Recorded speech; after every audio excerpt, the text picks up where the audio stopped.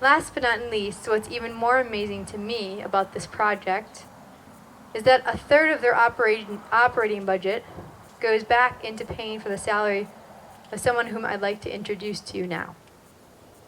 Her name is Linda McDaid. She's the operations manager of Showers of Blessing, and she's here to share a little bit of her story facing houselessness and finding her way back to healing through her recent work in Santa Barbara.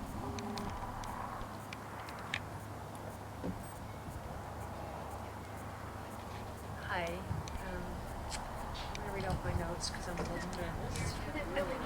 Okay. Can you hear me now? Yeah. Okay.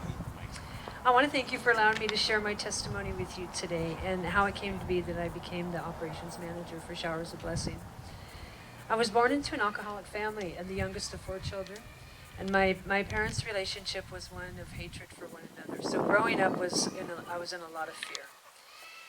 The physical abuse was directed at me at the age of 11, and that's when I picked up my first drink, and I became an alcoholic. At the age of 13, I couldn't stand it anymore, and I left home. This was the beginning of a 38-year of an alcoholism, drug addiction, abusive relationships, and although I had brief times where I had stayed sober, I inevitably went back to self-medicate. I was a functional addict in that I had a career in the medical field for over 20 years, had a home, a car, was a single parent, provided for myself. I went to school. I had a few of my own businesses. I was independent, but time was taking its toll. And I had been divorced twice, had 2 beautiful children, of whom I lost through custody battles, which drove me deeper into my addiction. I had 3 DUIs, spending time in jail, and several suicide attempts. It was when I was 48 years old when I started to realize that I may never get better. I was now homeless, lost everything I worked for, even the heartbreak of losing my children's baby pictures, let alone losing the relationship with them. I was facing prison time now for drug-related charges.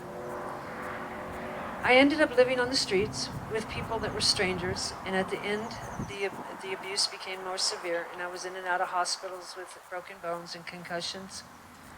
I want to impress on you that during this time in my life, a simple smile from a passerby did give me the slightest glimpse of hope that there may be people out there that care. The constant feeling was that of an ant crawling up a sand dune. I so desperately wanted to get out of that lifestyle and change my life, but it seemed like every step I took, it was just kicked out from under me. Excuse me. I wanted out of that lifestyle, and the constant stomachache, fear, and humiliation, living like that was constant. I couldn't take it anymore, and I remember one night I looked at the pictures of my grandchildren, and knowing I could never face them again and look them in the eye and tell them how wonderful life was. So I was in this vortex of darkness with no joy and no hope at all, and I said out loud, God, if you exist, get me out of here, please just let me die.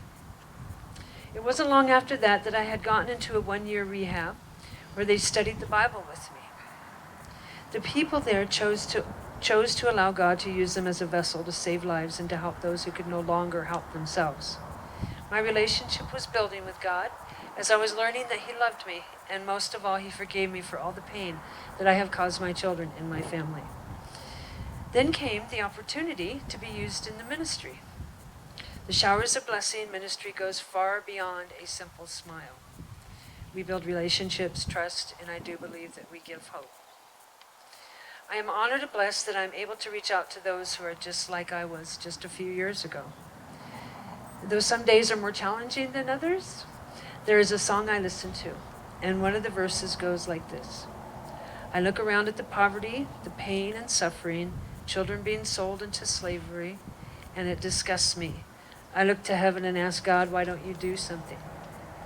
And He said, I did. I created you. Thank you very much for letting me share my testimony.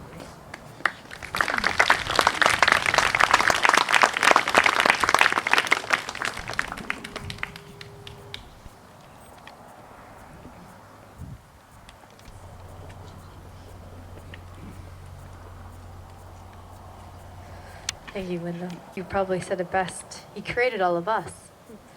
And we're here And we have to ask ourselves, how can we serve?